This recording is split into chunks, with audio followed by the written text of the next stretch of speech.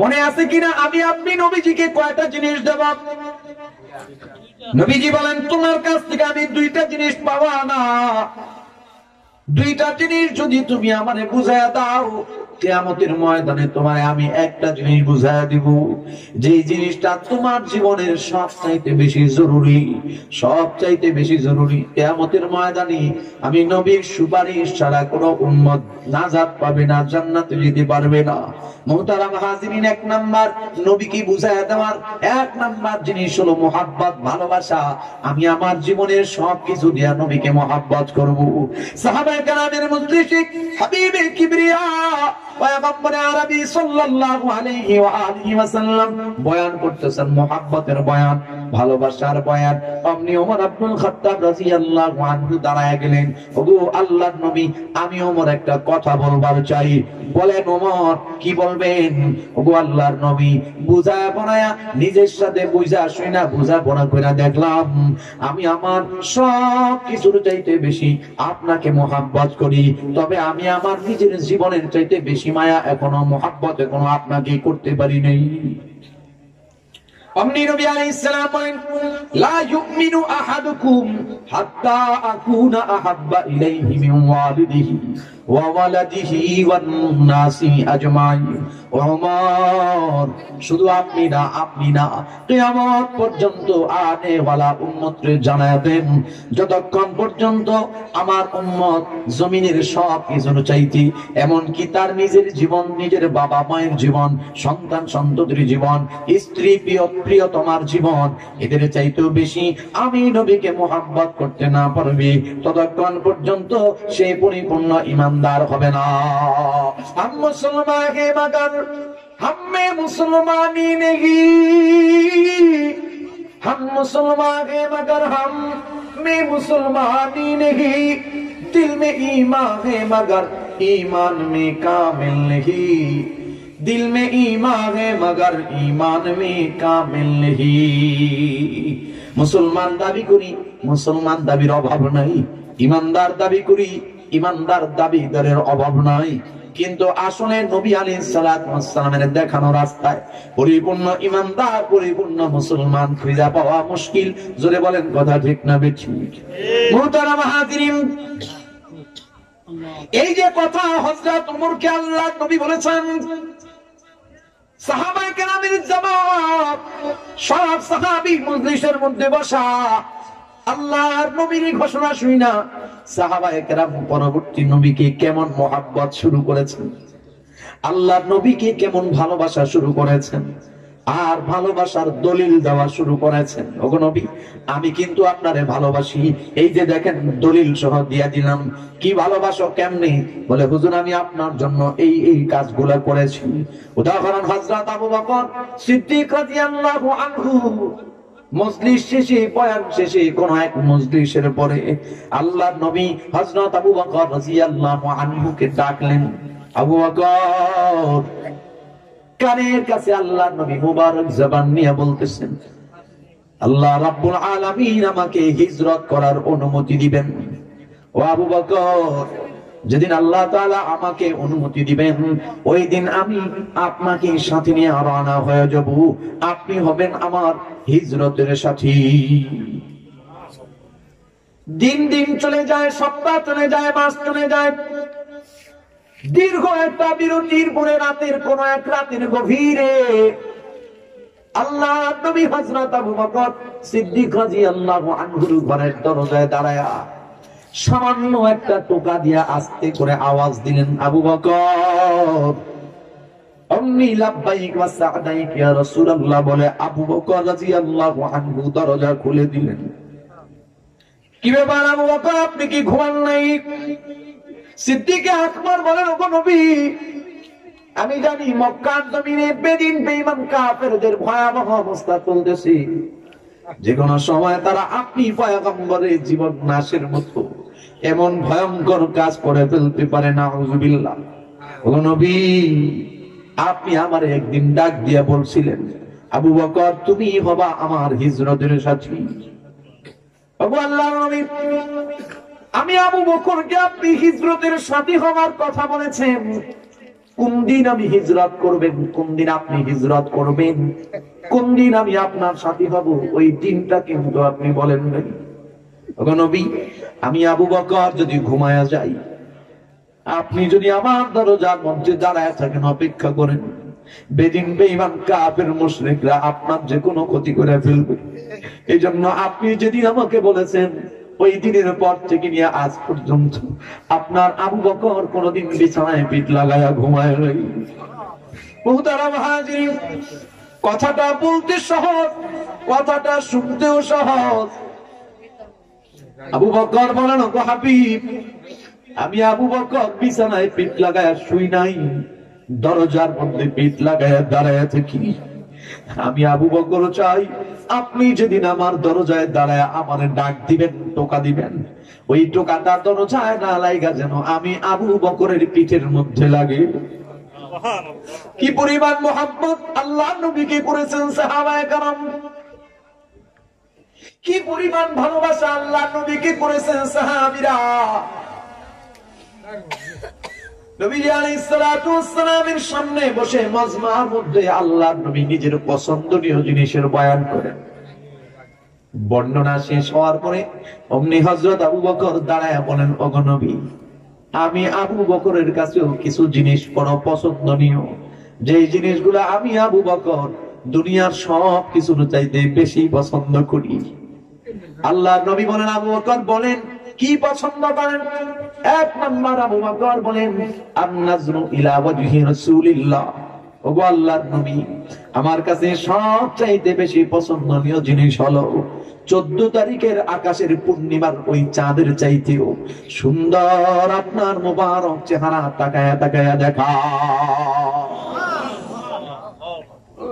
এই জন্য হাদিসের কিতাবে আছে, ক্ষুধার্ত কোন সাহাবী 3 দিন পর্যন্ত অথবা 7 দিন পর্যন্ত ক্ষুধার্ত অবস্থায় আল্লাহর নবীর মুবারক চেহারার দিকে যদি তাকাইতো, 3 দিন অথবা 7 দিনের ক্ষুধা পর্যন্ত নিবারণ হয়ে যেত। আল্লাহর নবীর মুবারক চেহারা এত সুন্দর। তোমার আমার মুসলমানের বর্ণনার দরকার নাই, বেদিন বেঈমান কাফের মুশরিকরা আল্লাহ নবীর সামনে বর্ণনা দেয়, এরে মক্কাবাসী, আব্দুল্লাহর পুত্র মুহাম্মদের চাইতে সুন্দর সন্তান আমরা আমাদের জীবনে দুনিয়ার জমিনে কোনোদিন দেখি নাই। আল্লাহু আকবার বলেন। আসমান সুন্দর, জমিন সুন্দর, সুন্দর বনের ফুল, তার চেয়েও সুন্দর আমার, তার চেয়েও সুন্দর আমার প্যারা রাসূল, প্যারা রাসূল। নবীর রূপে দুনিয়া জাহান সৃষ্টি হলো, পেল রে প্রাণ, তার রূপেতে ধন্য হলো, তার রূপেতে ধন্য হলো নিখিল মানব কুল, প্যারা রাসূল, প্যারা। মুহতারাম হাজিরিন, এজন্যই হিজরতের রাতে গারে সুরের মধ্যে আল্লাহর নবী আলাইহিস সালাতু ওয়াস সালাম যখন আবু বকর রাদিয়াল্লাহু আনহুর পুরো মোবারকের উপরে মাথা মোবারক রাইখা ঘুমায়া গেছেন, সাপে কামড় লাগায়া দিছে, বিষাক্ততার যন্ত্রণায় হযরত আবু বকর রাদিয়াল্লাহু আনহু কাঁদতেছেন।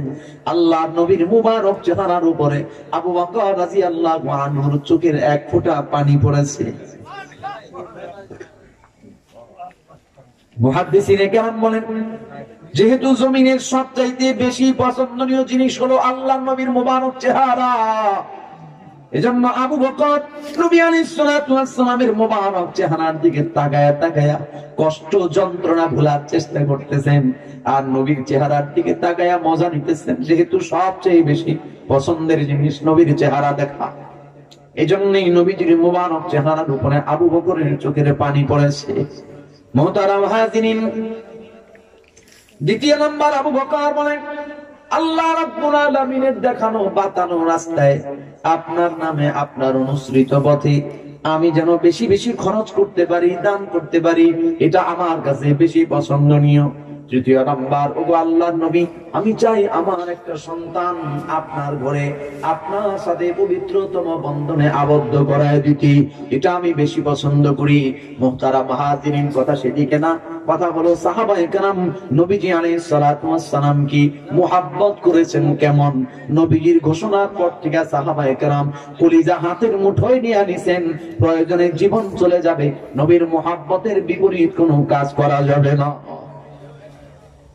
হযরত হানজালা রাদিয়াল্লাহু আনহুর ঘটনা কার না জানা? বিয়ের রাতে হযরতে হানজালা পবিত্রতার জন্য, গোসল করার জন্য পানির কাছে দাঁড়ায় আছেন। মদিনার রাস্তা দিয়া কে যেন হাঁটা যায়, দৌড়ায় যায়, আর আওয়াজ দিয়া বলে, কে কোথায় আছো গো মদিনাবাসী, তোমরা ঘুমাও, উহুদের ময়দানে প্যারা নবী শহীদ হয়ে গেছে। বেদিন বেঈমান কাফির মুশরিকরা তোমার আমার নবী পয়গম্বর সাল্লাল্লাহু আলাইহি ওয়া আলিহি ওয়াসাল্লামকে শহীদ করেছে, তোমরা কি আরামে এখনো ঘুমাইবা? কথাটা শোনার সাথে সাথে হযরতে হানজালা পানির কাছ থেকে দৌড়ায় ঘরে দৌড়ায় গেলেন। বিবি রে, তরবারিটা দাও, দাঁড়ায় থাকার সময় নেই। স্বামী আমার, গোসলটা করে নেন, তরবারি নিয়ে কি করবেন? ওরে বিবি, যে পয়গম্বর কলিজার টুকরা জমিন থেকে বিদায় হয়ে গেছে, ওই পয়গম্বর জমিনে নাই, আমি হানজালা গোসল দিয়া কি করব, জমিন দিয়া কি করব? হযরত হানজালা চলে গেলেন, যুদ্ধ করতে করতে শহীদ হয়ে গেলেন। ঘটনা সবার জানা, আসমান থেকে রহমতের ফেরেশতারা আয়েশা গোসল করায় দিছে। মুহতারাম হাজিরিন, নিজের বানানো খেজুর গাছের বাগানি হযরত আব্দুল্লাহ বিন যায়েদ ইবনে আব্দে রাব্বি, আব্দুল্লাহ বিন যায়েদ ইবনে আব্দে রাব্বি কি নিজের খেজুরের বাগানে পরিচর্যা করতেছেন। অমনি মদিনার রাস্তার মধ্যে কে যেন দৌড়ায়, কে যেন আওয়াজ দিয়া বলে, মদিনাবাসী তোমরা কে কোথায়? তোমরা কি এখনো সংবাদ পাও নাই? মদিনার নবী সরকারে দু আলম সাইয়্যিদুল আম্বিয়া সাইয়্যিদুল মুরসালিন খাতামুন নবীয়্যিন জমিন থেকে বিদায় হয়েছেন, ইন্তেকাল করেছেন। সংবাদটা শোনার সাথে সাথে হযরত আব্দুল্লাহ বিন যায়েদ ইবনে আব্দে রাব্বিহি খেজুরের বাগানে কাজগুলা বন্ধ রাখা আসমানের দিকে মালিকের দরবারে হাত বাড়ায় দিছে মুনাজাতের জন্য। মালিকের দরবারে হাত বাড়ায় দিয়ে আব্দুল্লাহ বিন যায়েদ বলেন, ওগো আল্লাহ রাব্বুল আলামিন, এই জমিনে নিজের জীবনের চাইতেও বেশি ভালোবেসেছি আপনার বন্ধু, আপনার হাবিব পয়গম্বর সাল্লাল্লাহু আলাইহি ওয়াসাল্লামকে। ওগো রব্বুল আলামিন, এই দুনিয়ায় দুই চোখে দেখার মতো সবচেয়ে বড় নিয়ামত হলেন তিনি। এটা তো আব্দুল্লাহ বিন যায়েদ ইবনে আব্দে রাব্বিহির কথা।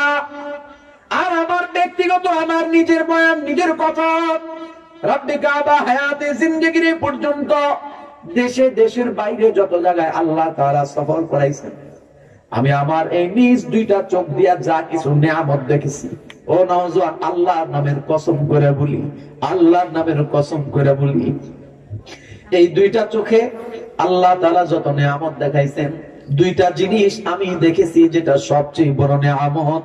এই দুইটা জিনিস যারা দেখো নাই, আমি মনে করি দুনিয়ার কোন সৌন্দর্য তারা দেখে নাই। এক নাম্বার, কালো গিলাপে আবৃত রব্বুল আলামিনের কাবা ঘর বাইতুল্লাহ। দ্বিতীয় নাম্বার, সবুজ গম্বুজের নিচে চার কিনারা, চার গ্রিলের নিচে ভিতরে আমার হাবিব পয়গম্বর সাল্লাল্লাহু আলাইহি ওয়াসাল্লামের শুয়ে আছেন যে মোবারক রওজা। এই দুইটা জিনিস যারা দেখে নাই, আমি মনে করি দুনিয়ার কোন সৌন্দর্য তারা দেখে নাই। রে নওজোয়ান, ও পর্দালের মায়েরা, ও আমার বোন, কথা আমার প্রায় শেষের দিকে, একটু দিল দিয়া শোনার অনুরোধ করে গেলাম। কত জায়গায় সফর করি, কত জায়গায় শিক্ষা সফর, কত জায়গায় ভ্রমণ, কত রকম আয়োজন করি পৃথিবীর সৌন্দর্য দেখার জন্য। আমি অনুরোধ করব, কাফেলা গুছাও নওজোয়ান, বন্ধু বান্ধব মিলা আর নারী যারা তোমরা তোমাদের স্বামীদের সাথে অথবা মাহরাম যারা তাদের সঙ্গী কাফেলা গোছাও, কাফেলা গুছায়া গুছায়া একটা নিয়ত করো, চলো ঘুরে আসি। ঘুরতে যাওয়ার নিয়তে, শিক্ষা সফরের নিয়তে একবার মদিনা সফর করে আসো নওজোয়ান, একবার বাইতুল্লাহ কি বলে গিলাফ ধইরা আল্লাহর কাছে কান্নাকাটি করার মজাটা চাক করে দেখো, পরখ করে দেখো, সফর করে আসো। আমার কথাটা যদি মিথ্যা হয় আমি বলবো আল্লাহর কসম আর কোনোদিন বয়ান করব না। গিয়ে দেখো নওজোয়ান, পৃথিবীর জমিনে সবচেয়ে বড় নিয়ামত বাইতুল্লাহ দেখা আর আল্লাহর নবীর মুবারক রওজা দেখা। হযরত আব্দুল্লাহ বিন যায়েদ ইবনে আব্দে রাব্বিকে বলেন, ওগো মালিক, এই দুই চোখে আমি সবচেয়ে বড় নিয়ামত দেখতাম, আমার প্রিয় হাবিব নবীজি সাল্লাল্লাহু আলাইহি ওয়াসাল্লামের মুবারক চেহারা।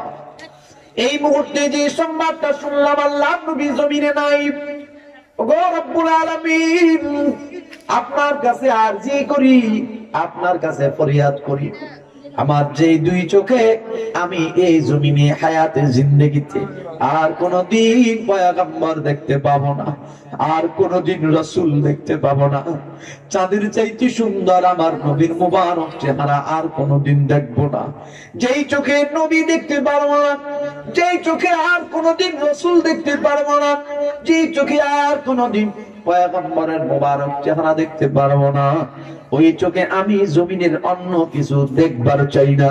ওগো রব্বুল আলামিন, আমারে আপনি অন্ধ বানায়া দেন, আমার দুইটা চোখ আপনি নিয়ে যান, যেই চোখে নবী দেখবো না ওই চোখে দুনিয়ার আর কোন নিয়ামত দেখবো না। হাদিসের কিতাবে পাওয়া যায় আল্লাহ রাব্বুল আলামিনের দরবারে দোয়াটা করতে দেরি, রাব্বুল আলামিন সাথে সাথে আব্দুল্লাহ বিন যায়েদ ইবনে আব্দে রাব্বির দুইটা চোখ অন্ধ বানায়া দিয়েছে। মান আহাব্বা সুন্নতি ফাকাদ আহাব্বানি ওয়া মান আহাব্বানি কানা মাই ফিল জান্নাহ। পয়গম্বর বলেন, রে উম্মত, আমাকে ভালোবাসো, আমাকে ভালোবাসো। আমাকে ভালোবাসে কারা দ্বারা জানুনি? যারা আমার ইতাআত করে, যারা আমার অনুসরণ করে। আমি নামাজের নির্দেশ করি তারা নামাজ পড়ে, আমি রোজার নির্দেশ করি তারা রোজা রাখে, আমি হালাল খাইতে নির্দেশ করি তারা হালাল খায়, হারাম খায় না। আমি পর্দা পুশিদা করতে নির্দেশ করি তারা পর্দা পুশিদা করে, আমি গান বাজনা থেকে বিরত থাকতে নির্দেশ করি তারা গান বাজনা থেকে বিরত থাকে। এইভাবে যতগুলা হালাল রাস্তা আছে তারা হালাল পথে চলে, হারাম রাস্তা পরিত্যাগ কইরা পরহেজ কইরা চলে। এটাই হলো আমাকে মুহাব্বতের নমুনা। মুহতারাম হাজিরিন, শুধু যে পুরুষ সাহাবীরা নবীকে মুহাব্বত করেছেন, পুরুষ সাহাবীরা নবীকে ভালোবেসেছেন, বিষয়টা তা না। আল্লাহর নবীর কিছু পাগল মহিলা নারী সাহাবী ছিল, যারা কোন অংশে পুরুষের তুলনায় কম না, যারা আল্লাহর নবীকে মুহাব্বত করেছেন। সাহাবায়ে কেরামের জামাত নিয়ে মসজিদে নববীর চত্বরের মধ্যে আল্লাহর নবী সব জামাত করলেন, জিহাদের ময়দানে রওনা হয়েছেন। জিহাদের ময়দানে যাওয়ার জন্য কোন রাস্তায় যাবেন, কিভাবে যাবেন, কোন দিক দিয়ে আক্রমণ করবেন, কোন দিক দিয়ে প্রতিহত করবেন, জিহাদে যাওয়ার ফজিলত কি, এই সব বর্ণনা করতেছেন, বয়ান করতেছেন। অমনি একজন নারী সাহাবী, আল্লাহর নবীর একজন নারী সাহাবী, দুগ্ধপোষ্য একটা সন্তান নিয়ে আল্লাহর নবীর সামনে আইসা দাঁড়াইছে। ওগো আল্লাহর নবী, জিহাদের ময়দানে রওনা হয়েছেন, আপনার সাহাবীরা জিহাদের ময়দানে যাবেন, আমি একজন মা, আমি আমার সন্তানটারে নিয়ে আসছি। ওগো হাবিব, আপনি আমার সন্তানটারে জিহাদের ময়দানে নিয়ে যান। নবী আলাইহিস সালাতু ওয়াস সালাম বলেন, মা, তোমার এই দুধের সন্তানটা নিয়ে আমি কি করব, কি কাজে লাগাবো? জিহাদের ময়দানে তো তার কোনো কাজ নাই, দুধের সন্তান। এবার মহিলা সাহাবী দুই চোখের পানি ছেড়ে দিয়া কান্না শুরু করেছে। ওগো আল্লাহর হাবিব, আপনার সামনে যে মানুষগুলা দাঁড়ানো, এই মানুষগুলা কোনো না কোনো মায়ের সন্তান। আজকে আপনার সঙ্গে জিহাদের ময়দানে রওনা হয়েছেন। ওগো আল্লাহর নবী, এই সন্তানগুলোর মা, এই সন্তানগুলোর বাবা আপনার মুহাব্বতে, আপনার দিন কায়েমের জন্য তারা কলিজা চেরা ধন সন্তানগুলারে জিহাদের ময়দানে পাঠাইয়া দিছে। ওগো হাবিব, এই মানুষগুলা কিছু কিছু মানুষ আপনার সাথে জিহাদের ময়দানে গিয়া শহীদ হয়ে ফিরে আসবে, কিছু মানুষ গাজী হয়ে ফিরে আসবে। যেই মানুষগুলা শহীদ হবে ওই মানুষগুলার মা হবে শহীদের মা। যেই মানুষগুলা গাজী হয়ে ফিরবে ওই মানুষগুলা হবে গাজীর মা। কিয়ামতের ময়দানে, কঠিন মুসিবতে হাসরের ময়দানে ওই মায়েরা আল্লাহ রাব্বুল আলামিনের আদালতে কিবরিয়ায় দাঁড়ায়া উঁচু আওয়াজে বলবে, ওগো রব, আল্লাহ নবীর মুহাব্বতে কলিজা ছেড়া সন্তান, কলিজা ছেড়া ধন সন্তানটারে জিহাদের ময়দানে পাঠায়া দিয়া শহীদের মা হিসেবে হাসরের ময়দানে দাঁড়াইছি। ওগো রব্বুল আলামিন, কল্পনা করতে পারেন কিয়ামতের ময়দানে তাদের কি শান হবে, কিয়ামতের ময়দানে তাদের কি মাকাম হবে। রব্বুল আলামিন, ওগো পয়গম্বর, আমার এমন কোন সন্তান নাই যেই সন্তানটারে আপনার সাথে জিহাদের ময়দানে দিয়া আমিও কিয়ামতের ময়দানে শহীদের মা হয়ে হাসরের ময়দানে দাঁড়াবো। তবে আমার কাছে আমার এই দুগ্ধপুষ্য সন্তানটা আছে। ওগো পয়গম্বর, যেহেতু আমার কাছে এই সন্তানটা আছে তাইলে আমি পিছায় থাকবো কেন? ওগো নবী, জিহাদের ভয়ঙ্কর ওই ময়দানে আপনি যখন বেদিন বেঈমান কাফেরদের সঙ্গে জিহাদ যুদ্ধ করতে থাকবেন, অমনি পিছন থেকে বেদিন বেঈমান কাফেরেরা আপনার মোবারক শরীর লক্ষ্য করে তীর নিক্ষেপ করবে, আপনার মোবারক চেহারা, মোবারক শরীর লক্ষ্য করে তরবারির আঘাত করবে। ওগো পয়গম্বর, আমার এই দুগ্ধপুষ্য সন্তানটারে আপনি তখন জিহাদের ময়দানে দুই হাত দিয়ে সামনে বাড়ায় ধরবেন। বেদিন বেঈমান কাফের আর মুশরিকরা যখন আপনার দিকে তীর নিক্ষেপ করবে, আপনি আমার সন্তানটারে তীরের সামনে বাড়ায় ধরবেন। আমি চাই আমার হৃদয় স্পন্দন পয়গম্বরে আরবীর গায়ে একটা তীরের আঁচড় যেন না লাগে, একটা তরবারির আঁচড় যেন না লাগে।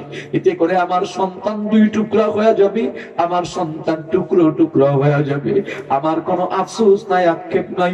কিয়ামতের ময়দানে আমি শহীদের মা হইয়া আদালতে কিবরিয়ায় দাঁড়াবো। কি পরিমাণ মুহাব্বত আল্লাহর নবীকে সাহাবায়ে কেরাম করেছেন, কি পরিমাণ ভালোবেসেছেন। আফসোস আর দুঃখ, এই ভালোবাসা শুধু জবানে ছিল না বাবা, ভালোবাসাটা শুধু জবানে ছিল না, কাজ দিয়া দেখায়া দিছে। ঈমান ইসলাম প্রতিষ্ঠার জন্য সাহাবায়ে কেরাম যুদ্ধ করেছেন, দিন বিজয়ের জন্য ঈমান সামনে রাখা, ইসলাম সামনে রাখা। প্রয়োজনে জীবন চলে যাবে, তবুও ঈমানের কোনো বেহুরমতি করা যাবে না, ইসলামের কোনো বেহুরমতি করা যাবে না।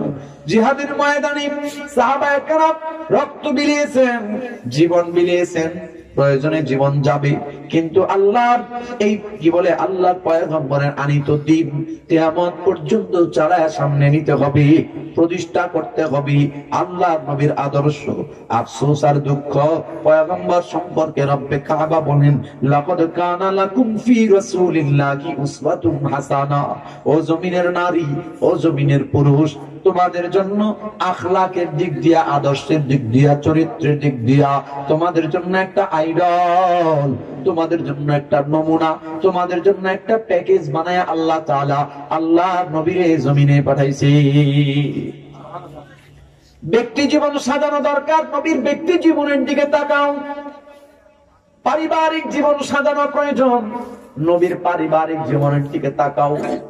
সামাজিক জীবন, ব্যবসায়িক জীবন, রাজনৈতিক জীবন, রাষ্ট্রীয় জীবন, আন্তর্জাতিক জীবন, জীবনের প্রত্যেকটা সাইডে যে কোনো সাইড পরিপূর্ণভাবে সাজানো প্রয়োজন। আল্লাহর নবীর যে কোনো জীবনের যে কোনো সাইডের দিকে তাকাও।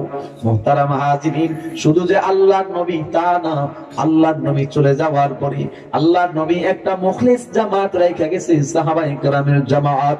আল্লাহর নবী বলেন, আসহাবী কান-নুজুম বিআইয়িহিম ইহতাদাইতুম ইহতাদাইতুম।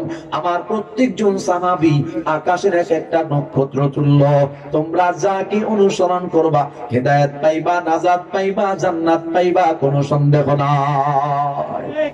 আমাদের আমলের নমুনা, আমাদের আমলের হক বাতিল, আমাদের সব কিছু সত্য মিথ্যা পার্থক্যকারী, যাচাইকারী হলো সাহাবায়ে কেরামের আমল। এইজন্য সাহাবায়ে কেরাম হলেন মিয়ারে হক। সাহাবায়ে কেরামের অন্যায় অপরাধ যা কিছু কখনো যদি কোথাও থাইকা থাকে রব্বুল আলামিন নিজ গুণে ক্ষমা কইরা দিয়া বলেন রাদিয়াল্লাহু আনহুম ওয়া রাযওয়ান, আমি রব তাদের প্রতি রাজি, তারাও আমার প্রতি রাজি। জোরে জোরে আওয়াজ করে বলেন সুবহানাল্লাহ। মুহতারাম হাজিরিন, আফসোস আর পরিতাপের বিষয়, আর 5 মিনিটের মধ্যে কথা শেষ ইনশাআল্লাহ। তাকান আমার দিকে। আফসোস আর পরিতাপের বিষয় হলো আমাদের কাছে আইডল হিসেবে ধরা দেয় আর্জেন্টিনার খেলোয়াড়, ব্রাজিলের খেলোয়াড়, কোন জায়গার নায়ক নায়িকা, গায়ক গায়িকা, কোন জায়গার কোন মেসি, কোন জায়গার ম্যারাডোনা। এই মানুষগুলো আইসা আমাদের চুলের কাটিং পাল্টাইয়া দিছে, আমাদের পোশাকের কাটিং পাল্টাইয়া দিছে, আমাদের চাল চলার কাটিং পাল্টাইয়া দিছে। কথা বলেন ঠিক না বেঠিক? আমি যতদূর জেনেছি ম্যারাডোনা নামক এক খেলোয়াড় আছে, তারে বলা হয়েছে সারা পৃথিবীতে তোমার যত ভক্ত আছে সবচেয়ে বেশি ভক্ত হলো বাংলাদেশে। ওই লোকটা বলছে বাংলাদেশ আবার কোনটা? কথা বুঝেন নাই? নওজোয়ান যুবক, তুমি আমি যার ফ্যান, তুমি আমি যাকে ফলো করি, ওই লোকটা তোমার আমারে চিনবে তো দূরের কথা, তোমার আমার বাড়ি ঘর চিনবে দূরের কথা, তোমার আমার দেশ সম্পর্কেই জানে না। বাংলাদেশ নামে পৃথিবীর জমিনে মানচিত্রে একটা দেশ আছে, পৃথিবীর মানচিত্রে একটা দেশ আছে, বাংলাদেশ নামে এটা সে জানে না। জানি না সত্য মিথ্যা কতটুকু আল্লাহ মালুম, তবে যাই না রাখেন এই কথাটা এই জন্য বললাম, তুমি আমি যারে চিনলাম না, জানলাম না, চিনা নাই জানা নাই এমন এক মানুষরে নিয়া তুমি আমি এত লাফালাফি করি, ফালাফালি করি, ভাইয়ে ভাইয়ে ঝগড়া লাগি, প্রতিবেশী ঝগড়া লাগি, বন্ধু বান্ধব ঝগড়া লাগি, এমনকি মাইরা ফেলারও ঘটনা আছে। কথা বলেন ঠিক না বেঠিক? অথচ যে আখলাক তোমার আমার ধারণের কথা, যে আদর্শ ধারণ করার কথা, তোমার আমার যে আখলাক, যে আদর্শ গ্রহণ করার কথা, পয়গম্বরে আরবি সাল্লাল্লাহু আলাইহি ওয়াসাল্লাম যে খেলোয়াড়ে ফলো করলাম, ওই খেলোয়াড় আমারেও চিনি না, আমিও তারে চিনি না। কথা কোন ঠিক না বেঠিক? কিন্তু পয়গম্বরে আরবি আহা ও নওজোয়ান, কোন ভাষায় বুঝাইলে পরে তুমি নবীর আখলাক গ্রহণ করবা, কোন শব্দ দিয়া বুঝাইলে পরে তুমি নবীর আখলাক গ্রহণ করবা, কোন শব্দে কোন ভাষায় কেমনে বুঝাইলে আমি জানি না, আল্লাহ তাআলা কতটুকু কিভাবে বুঝাইলে পরে তোমরা বুঝবা আমি জানি না, আল্লাহ মালুম। তবে সর্বশেষে দুটুকু বলে যাই, নবীজি আলাইহিস সালাতু ওয়াস সালাম 1450 বছর আগে জমিন থেকে বিদায় হয়ে গেছেন। বিদায় হওয়ার সময় নবীজি 1450 বছর পরে আমি আপনি যারা জমিনে আসব, আমাকে আপনাকে আল্লাহর নবী ভুলে নাই। এখনো রওজায় আপনারে শুয়ে আছেন, আল্লাহর নবী আমাকে আপনাকে ভুলেন নাই। আজও পর্যন্ত এখনো যদি আমি আপনি পয়গম্বরের উপরে দরুদের হাদিয়া পাঠাই, আল্লাহর নবীর কানের মধ্যে হাদিয়া পৌঁছায়া দেওয়া হয়, আল্লাহর নবীর কাছে হাদিয়া পৌঁছায়া দেওয়া হয়। পয়গম্বর বলেন রওজায়ে আতহারের সামনে দাঁড়ায় যদি আমার কোন উম্মত আমারে সালাম জানায়, দরুদ পড়ে, আমি নবী ওই সালাম নিজ কানে শুনতে পাই। সুবহানাল্লাহ। মুহতারাম হাজিরিন, কিয়ামতের ময়দানে সব নবী যখন নাফসি নাফসি করবে, তখনও তোমার আমার নবী তোমাকে আমাকে ভুলবে না। বলে 1450 বছর পরে নবী আমাকে আপনাকে ভুলে নাই কেমনি? তাকায় দেখেন, 2 মিনিটে কথা শেষ ইনশাআল্লাহ। খেয়াল করেন, আল্লাহর নবী যখন অন্তিম শয়নে জমিন থেকে যখন বিদায় হয়ে যাবেন, আম্মা জান আয়েশা সিদ্দিকা রাদিয়াল্লাহু আনহার উরু মুবারকের উপরে আল্লাহর নবী মাথা মুবারক দিয়ে শুয়ে আছেন। ফাতেমা রাদিয়াল্লাহু আনহা গামছা অথবা নেকড়া ভিজায়া ভিজায়া, রুমাল ভিজায়া ভিজায়া কপালের মধ্যে মুছতে দিয়ে দেয়, আবার বিছায়া দেয়, আবার মুছায়া দেয়। আল্লাহর নবীর জ্বর এমন বাড়ে আবার কমে, অস্থির হয়ে যান।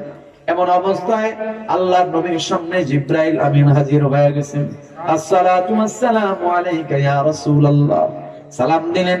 জিবরাইল বলেন, ওগো হাবিব, আপনার দরজায় একজন মেহমান দাঁড়ানো, দরজা খুইলা ভিতরে আসার অনুমতি দেন। পয়গম্বর আরবি হযরত ফাতেমা রাদিয়াল্লাহু আনহাকে দরজা খুলতে বললেন। হযরত ফাতেমা বুঝলেন দরজা খুলতে কে দাঁড়ায় আছে, বুঝার আর বাকি নাই। হযরত ফাতেমা হাউমাউ করে কান্না শুরু করলেন। বাবা জান, আমি দরজা খুলবো না, কারণ এই মুহূর্তে যদি আপনি জমিন থেকে বিদায় হয়ে যান, আমি ফাতেমা এতিম হয়ে যাব, আপনার গুনাহগার উম্মত গুলা এতিম হয়ে যাবে। নবী আলাইহিস সালাতু ওয়াস সালাম বলেন, ফাতেমা রে, পৃথিবী সৃষ্টি থেকে নিয়ে আমি পর্যন্ত আর আমার চলে যাওয়া থেকে নিয়ে কিয়ামত পর্যন্ত রব্বে কাবা এমন একজন ব্যক্তিরে সব মানুষের সামনে দাঁড়া করায় দেয়। তবে ফাতেমা যাই না রাখো, কোন দরজার মধ্যে আজরাইল গিয়ে অনুমতি চায় না, শুধু তোমার বাবার সম্মানের কারণে, ইজ্জতের কারণে আল্লাহ রাব্বুল আলামিন তোমার বাবার কাছ থেকে অনুমতি চায়। তোমার বাবা যদি অনুমতি নাও দেয় তো আজরাইল দরজার সামনে থেকে আমার সামনে দাঁড়ায় যাবে, কোনো সন্দেহ নাই। মুহতারাম হাজিরিন, লম্বা আলোচনা সেদিকে ঢুকবো না। পয়গম্বরের সামনে আজরাইল দাঁড়ানো, জিবরাইল আমিন পয়গম্বরের সামনে দাঁড়ানো। জিবরাইল আমিন বলেন, ওগো হাবিব, আল্লাহ রাব্বুল আলামিন আপনার বন্ধু, আপনিও আল্লাহ রাব্বুল আলামিনের বন্ধু। রব্বে কাবা সালাম জানাইছেন, বন্ধু হিসাবে তিনি জান্নাতের ঘর বাড়ি সাজায়া অপেক্ষা করতেছেন আপনার জন্য, আপনার সাক্ষাতের জন্য। আপনি যাবেন, রওনা হবেন, প্রস্তুত হয়ে যাবেন। আপনি জিবরাইল আমিনের দিকে তাকায় পয়গম্বর বলেন, জিবরাইল, আমি আমার রফিকে আলাম, আমার উত্তম বন্ধুর দরবারে হাজির হব, কোনো সন্দেহ নাই। তবে জিবরাইল, আমার বন্ধুর সঙ্গে আমার একটা বোঝাপড়া আছে, আমার বোঝাপড়া দরকার। কি বোঝাপড়া বলেন? জিবরাইল, আল্লাহ রাব্বুল আলামিনের কাছে একটু গিয়া জানতে চাও, আমি যদি জমিন থেকে বিদায় হয়ে যাই, আমার উম্মত গুলা হয়ে যাবে এতিম। এর নওজওয়ান তোমার পায়ে হাত দিয়া বলি, তুমি একবারও কি চিন্তা করছো পয়গম্বরের কলিজার টুকরা সন্তান, কলিজার টুকরা নাতিগুলা জমিনে? আল্লাহ নবী একবারও বলে নাই ফাতেমার জন্য কান্দি, হাসান হুসাইনের জন্য কান্দি, আয়েশার জন্য কান্দি, আমার স্ত্রীদের জন্য কান্দি, একবারও বলেন নাই।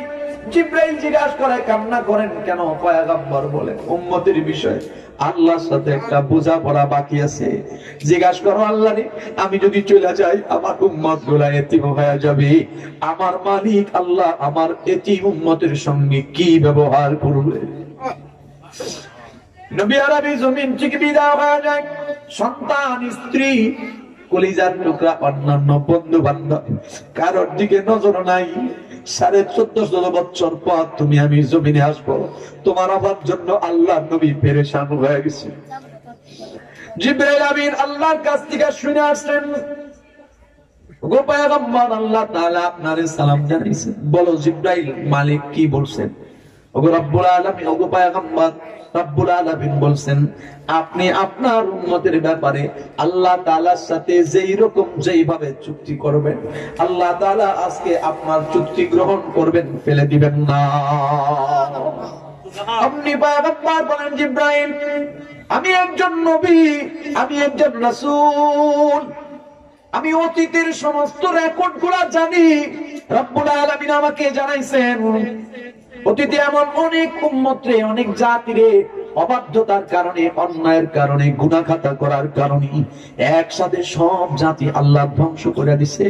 আসমান থেকে কখনো কখনো আগুনের বৃষ্টি ফেলাইছে, কখনো কখনো জমিনে ঝালঝালা তৈরি করে দিছে, কখনো কখনো আল্লাহ তাআলা জমিনের টুকরাটারে আসমানে উঠায়া উপর থেকে উল্টা করে ছেড়ে দিছে। এমন অনেক গল্প, এমন অনেক ঘটনা আমি জানি। আমি জমিনে আছি এজন্য আল্লাহ তাআলা আমার উম্মতরে, আমাকে মুহাব্বত করে আমার উম্মতের জন্য জমিনে এমন কোন আযাব গজব দিয়া দেয় নাই। ও জিবরাইল, আল্লাহর সঙ্গে চুক্তি করো, আমি নবী বিদায় হয়ে যাবার পর থেকে নিয়ে আমার উম্মতের অবাধ্যতার কারণে, অন্যায়ের কারণে, গুনাহখাতার কারণে আমার মালিক যেন একসাথে একত্রিত কইরা আমার উম্মত গুলারে ধ্বংস কইরা না দেয়। এই ছিল তোমার আমার নবীর চুক্তি, তোমার আমার জন্য অন্তিম মুহূর্তে চলে যাওয়ার সময়। আল্লাহ তাআলা বলেন, নবী বন্ধু, আমি আপনার আরজি রাইখা দিলাম, আমি আপনার এটি উম্মত গুলোরে একসাথে কোনদিন ধ্বংস করব না। মুহতারাম মুহাজিরিন, এই ছিল তোমার আমার নবীর জন্য তোমার আমার প্রতি নবীর ভালোবাসা। আফসোস আর দুঃখ, তুমি আমি নবীকে মহাব্বতের দাবি জবান দিয়া করি, কিন্তু আখলাকে, আদর্শে নবীর মহাব্বত ভালোবাসার প্রকাশ করি নাই। এজন্য আল্লাহ নবী বলেন দুইটা জিনিস আমারে বুঝাইয়া দিবা, আমারে মহাব্বত করবা, আর 2 নাম্বার মহাব্বতের দলিলটা আমার আনুগত্যের মাধ্যমে প্রকাশ করবা। কিয়ামতের ময়দানে আমি নবী তোমার জন্য শাফাআত করাটা আমার জন্য জরুরি হয়ে যাবে।